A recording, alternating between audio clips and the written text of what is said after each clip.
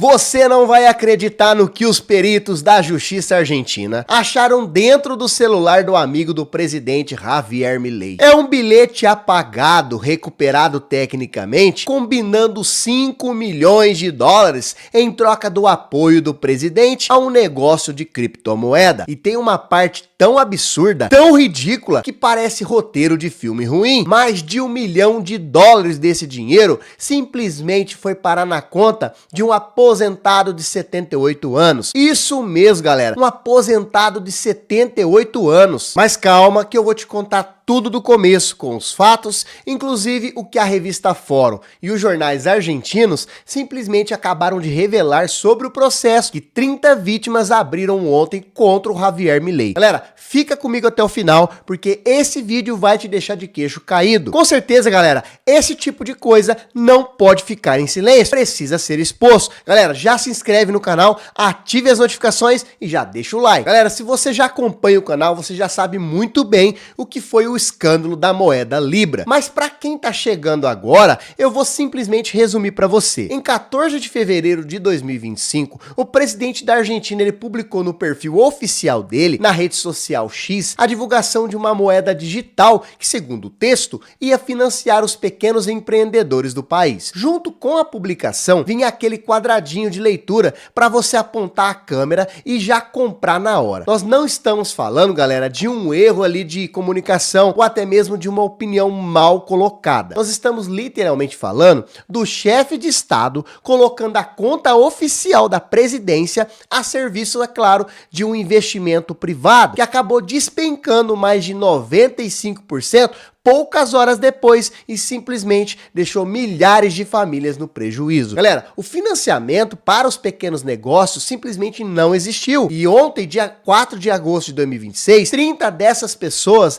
entraram na justiça pedindo indenização do presidente, da irmã dele e do grupo que acabou amontando, é claro, toda aquela operação. Agora, segundo as investigações que correm na Justiça Federal Argentina, o nome central dessa engrenagem não é o de um político, é o de um trader, ou seja, Maurício Novelli. Guarda esse nome, galera, porque ele aparece em cada capítulo daqui pra frente. Novelli era o dono de uma escola de investimentos lá em Buenos Aires, a NW Profissional Traders, que ele tocava junto com o sócio Jeremias. Aquele tipo de negócio que você já viu 1000 vezes. Curso pago, apostila, aula de como investir, promessa de virar o jogo. E a irmã dele, Maria Pia, trabalhava lá também. E adivinha quem dava aula nessa escola? Javier Milei. Antes da faixa presidencial, antes do palácio, né? Antes de virar celebridade mundial da direita, o Milei era um economista de televisão com fama grande e bolso apertado. Era a época da pandemia. Novelli contratou ele para dar aula e para estampar a divulgação do curso, porque o nome dele atrai aluno e aluno traz dinheiro. Repara na posição de cada um, pessoal.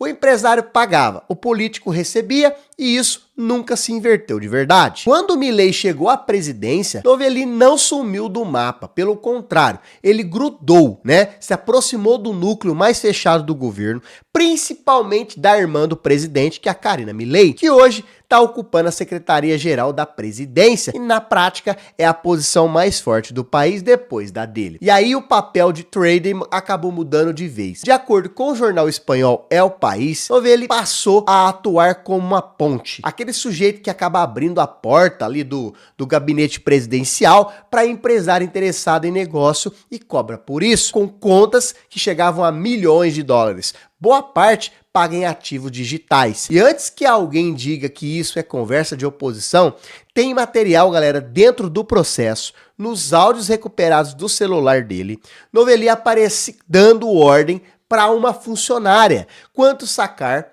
onde estacionar o carro, como separar as notas, rotina de quem faz aquilo toda semana. E numa dessas conversas, de junho de 2023, ele manda apartar $2 mil de um valor que ia chegar para a secretária de Milei, conforme a transcrição que consta nos autos. Em junho de 2023, gente, Milei ainda era candidato, a campanha mal tinha esquentado e esse canal de dinheiro já estava rodando. Faltava só um estrangeiro cheio de grana com vontade de comprar acesso ao poder. E ele desembarcou em Buenos Aires no fim de janeiro de 2025 e o nome dele é Wayden Marques Davis, é empresário americano do ramo de ativos digitais. Em 30 de janeiro de 2025, ele entrou na Casa Rosada, que é a sede do governo argentino, e sentou com o presidente. Poucas horas depois desse encontro, o Milei publicou na rede social X que Davis estava assessorando ele em criptomoedas. Saiu selfie dos dois, circulou para todo lado e para o mercado aquilo funcionou como carimbo. Esse cara aqui tem o aval do chefe do estado. Agora acompanhe o relógio comigo, porque a sincronia, galera, é assustadora. No mesmo dia da publicação, sai a primeira transferência, $1.015.000. E o destinatário formal é aquele aposentado de 78 anos que eu acabei citando lá no começo, chamado de Orlando Melino. Até o dia 3 de fevereiro sai a segunda leva de uns $4 milhões. Agora, para uma carteira ligada a um trader colombiano chamado Camilo Rodrigues Blanco. Soma tudo, mais de $5 milhões, galera, em menos de uma semana. E é claro que o pulo do gato foi descobrir onde essa grana foi parar. Quem puxou esse fio foi o jornal argentino La Nación. O dinheiro não ficou parado nessas contas de fachada, foi tudo para o mesmo lugar, uma casa de câmbio informal, dessas que trocam dinheiro por fora, no escritório lá na Avenida del Libertador, em Vicente Lopes, na região metropolitana de Buenos Aires. Qual era essa casa de câmbio? Justamente a que Novelli usava direto para transformar a moeda digital em dinheiro vivo, e a mesma estrutura por onde passava a receita das escolas de cursos, a mesma de onde, segundo os áudios, saía dinheiro para o pessoal do presidente. Simples assim. Mas aí acontece a cena mais esquisita de toda essa história. 4 de fevereiro de 2025, um dia depois da maior remessa, Novelli chega numa agência de Banco Galícia, acompanhado da mãe Maria Alicia Rafaeli e da irmã Maria Pia. Os três entram carregando sacolas na mão e vão diretamente para a área dos cofres particulares. Semanas depois, aparecem imagens do caminho contrário, com as sacolas saindo. E sabe quando isso aconteceu? Pouquinho antes de a justiça mandar fazer busca e apreensão. Coincidência? Pode até ser, só que coincidência com data batendo, valor batendo e o cofre no meio já tem outro nome, chama indício. E 10 dias depois, galera, dessa visita ao banco, o país inteiro acabou entrando na roda. Ó, volta comigo pro dia 14 de fevereiro de 2025, uma sexta-feira, fim de tarde, sai a publicação no perfil oficial da presidência apresentando um projeto chamado Viva la Liberdade. O mercado ele acabou enlouquecendo. Em minutos, o preço acabou disparando e o projeto inteiro chegou a valer perto de $4 bilhões. E quem acabou entrando? Gente igual a você, igual a mim.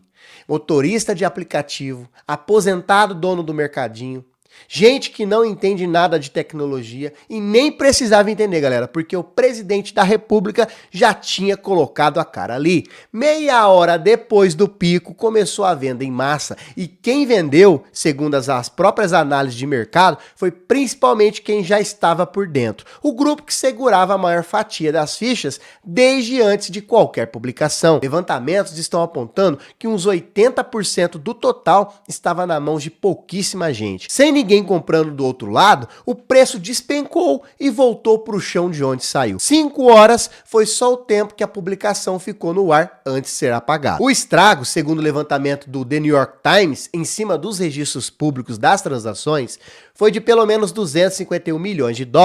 Cálculos independentes citados pelo jornal argentino chegam ali a uns 280 milhões, atingindo mais de 40 mil pessoas. E agora, a parte mais cruel de tudo, porque esses registros digitais, eles são abertos e dá para ver quem perdeu o quê. E a esmagadora maioria das carteiras perdeu entre $1 e $1.000. Parece pouco visto de fora, mas na Argentina, com a inflação comendo o salário, há anos, $1.000 é a reserva de emergência da família, é o conserto da casa, é o tratamento da mãe. E enquanto isso, uma fatia minúscula de menos de 0,2% acabou levando mais de $100 mil cada um. Agora eu volto naquele bilhete do começo do vídeo, porque é aqui que a coisa acaba ficando séria de verdade. Quando os peritos abriram a iPhone de Maurício Novelli, encontraram um arquivo que tinha sido apagado e eles conseguiram recuperar. Era um rascunho meio que informal, uma espécie de contrato de gaveta,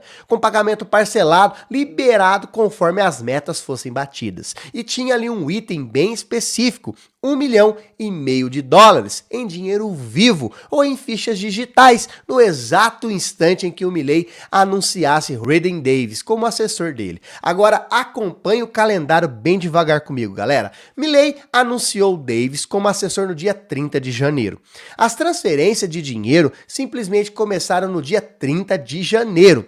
E o total que saiu bate com o total escrito naquele rascunho. Agora o texto ainda mencionava ligação com contratos do Estado argentino, segundo a apuração. Então não era só divulgação, era acesso ao poder. E tem mais, hein? Os peritos identificaram várias ligações telefônicas entre o Novelli e o presidente do dia do lançamento da moeda, na hora em que a publicação ela simplesmente foi ao ar. O trader estava nos Estados Unidos, do lado de Davis, com o telefone na linha com a Casa Rosada. Agora, galera, eu vou ser bem justo com você, porque eu com certeza não vou te vender história torta. Até hoje, ninguém provou que o Milei autorizou cada movimentação de Novelli. O presidente tá negando ter cometido crime, diz que divulgou o projeto sem saber dos detalhes e que agiu de boa fé. E a defesa dos acusados estão sustentando que ninguém ali enganou ninguém, porque quem compra moeda digital sabe muito bem que está apostando. Só que, galera, repara no que essa mesma defesa fez quando o conteúdo do celular simplesmente veio a público. Ela não veio explicar o que estava escrito ali. Ela pediu à justiça que aquilo fosse anulado como prova. O juiz negou, disse que era prematuro e que aceitar o pedido atrapalharia o esclarecimento dos fatos. Novelli ainda tentou entrar como acusador na investigação sobre quem teria vazado a perícia do próprio telefone dele e foi simplesmente barrado também em abril de 2026. Agora acompanhe essa sequência que é digna de novela. Primeiro, o próprio governo acabou criando uma unidade especial para investigar o caso. Iniciativa da Casa Rosada. Olha que bonito, galera. Segundo, em 19 de maio de 2025, um decreto acabou com essa unidade, poucos dias depois de a justiça autorizar a abertura dos dados bancários do Javier Milei e da Karina Milei. Sacou a ordem das coisas? Abriram as contas dos irmãos e fecharam o grupo que investigava. Terceiro, galera, em novembro de 2025, uma comissão do Congresso argentino acabou concluindo seu relatório, apontando suspeita de fraude e levantando a possibilidade de o colapso ter sido provocado de propósito. Só que relatórios de deputado não prende ninguém, é munição política. E o quarto, galera, é o mais grave de todos. Tiraram as vítimas do processo. Deixa eu te explicar por que isso é tão sério, pessoal. Na Argentina, quem foi prejudicado pode atuar dentro do processo criminal como acusador. E isso com certeza vai dar poder de verdade, como pedir prova, pedir bloqueio de bens, contestar decisão e até mesmo cobrar velocidade. Foram exatamente 5 investidores representados pelos advogados Nicolas e Juan, que empurraram esse caso até o fim. A perícia no telefone e o rastreamento do dinheiro simplesmente saíram da teimosia deles. Aí o juiz federal Marcelo Martínez afastou esses acusadores, entendendo que não estava claro se eles tinham mesmo sofrido um golpe, ou seja, na prática o processo ficou sem ninguém para pressionar, com a condução formal nas mãos do promotor Eduardo Tayano, cujo ritmo as vítimas classificam como lento demais, sem convocação, sem depoimento, simplesmente parado. Os advogados, eles recorreram e tem data marcada, 10 de agosto de 2026. Um tribunal de Buenos Aires, formado pelos juízes Mariano, Leopoldo e Pablo, vai simplesmente decidir se as vítimas voltam para o caso. E olha o detalhe constrangedor. 2 desses juízes estão com a permanência no cargo em disputa e o nome de Bertuzzi foi mandado ao Senado simplesmente para ser efetivado de vez. Quem assinou essa indicação foi Javier Milei. O Senado está analisando a lista no dia 12 de agosto, 2 dias depois da audiência. Agora, galera, presta atenção no que o presidente andou fazendo enquanto esse caso apodrecia na gaveta. No fim de julho de 2026, Milei desembarcou em São Paulo, não veio para reunião de governo, nem veio para acordo comercial com ninguém. Veio para um palanque, a Convenção Nacional do Partido Liberal, que acabou oficializando a candidatura do Flávio Bolsonaro à presidência do Brasil. Galera, um presidente estrangeiro em ano eleitoral, num palanque de partido brasileiro, e é claro que do microfone com certeza sairia merda, né? Ele acabou chamando o Lula de presidiário, desrespeitou Alexandre de Moraes e disse que só o candidato do PL pode parar o governo brasileiro. O Itamaraty, pessoal, reagiu na hora, chamou o embaixador brasileiro para Buenos Aires para consultas e convocou o embaixador argentino Daniel para dar explicações. Deu o resultado? Nenhum. Na segunda-feira, dia 3 de agosto, Milei repetiu a dose em entrevista ao jornal, chamou o Lula de ladrão de novo e corrupto, disse que ele não é inocente na Lava Jato e ainda acusou, sem apresentar prova nenhuma, o governo brasileiro de bancar uma campanha digital contra a Argentina. Agora, no dia seguinte veio a resposta. O Brasil rebaixou a relação diplomática para o nível de encarregados de negócios, que na prática acaba significando que o embaixador ele não volta para o posto enquanto os insultos continuarem. A embaixada em Buenos Aires passa a ser conduzida pelo ministro conselheiro Eduardo Uziel. E o representante argentino também, com certeza, foi convidado a voltar para casa. Isso é um degrau abaixo de romper relação, um degrau entre os dois maiores sócios do Mercosul, que acaba dividindo fronteiras, indústrias e bilhões de dólares em comércio todo ano. E é claro que a resposta da chancelaria argentina foi a cereja do bolo, diz que lamenta a decisão brasileira, tomada de forma unilateral, e que o Brasil está se isolando do resto da região por questões meramente ideológicas. Leia de novo, ideológicas. Quem subiu num palanque partidário de outro país e xingou o chefe de estado local, acusa o outro lado de agir por ideologia. Agora, galera, vamos juntar as duas bombas aqui e você decide o que pensar. De um lado, o caso da moeda parado, sem depoimento, com as vítimas expulsas e a perícia do celular em cima da mesa, sem ninguém sendo chamado para explicar. Do outro lado, o mesmo presidente, o mesmo Javier Milei, virando notícia mundial todo santo dia por briga com Lula, palanque em São Paulo e entrevista com xingamento. E tem gente na Argentina lendo isso de um jeito bem direto. Quanto mais barulho lá fora, menos oxigênio para a história do bilhete no celular, porque nenhum jornal abre a capa com processo parado quando pode abrir com crise diplomática. Mas eu preciso, é claro, galera, ser honesto contigo. Não existe prova nenhuma de que uma coisa foi feita para encobrir a outra. Nós sabemos que existe uma explicação bem mais simples. O Milei sempre foi assim. A hostilidade ao Lula é anterior ao escândalo e faz parte do projeto político dele desde a campanha. E vale o outro lado também, porque a reação brasileira acontece em ano de eleição, com plateia interna assistindo. O que dá para afirmar com segurança é o fio que costura os dois casos, e ele é bem concreto. Nos dois, o método é o mesmo, usar o cargo como alavanca pessoal. Na moeda, a conta oficial da presidência acabou virando vitrine de um investimento privado, e do outro lado, 40 mil pessoas perderam dinheiro real. Na diplomacia, pessoal, o cargo de chefe de Estado virou microfone de campanha de um partido de outro país, e do outro lado, a relação entre dois vizinhos simplesmente travou. E tem um detalhe final que eu simplesmente não consigo tirar da cabeça. Por baixo do pano, houve tentativa de acordo financeiro para tentar encerrar a briga judicial e teve até mesmo uma mediação formal no ano passado que acabou em nada. Segundo, todas as propostas vinham com uma exigência que ninguém aceitava discutir. Não era o valor, não era o prazo. Era tirar o nome de Javier Milei do processo. E quando alguém oferece dinheiro para comprar silêncio sobre uma pessoa específica, o que está sendo negociado deixa de ser prejuízo e passa a ser culpa. Galera, esse é o nível da arrogância de gente que se acha intocável, promover o investimento pelo perfil oficial da presidência, ver 40 mil famílias perderem tudo numa tarde e ainda contar com um processo que não anda. No dia 10 de agosto, a Justiça Argentina decide se olha para isso ou se vai preferir virar a página e fingir que não viu.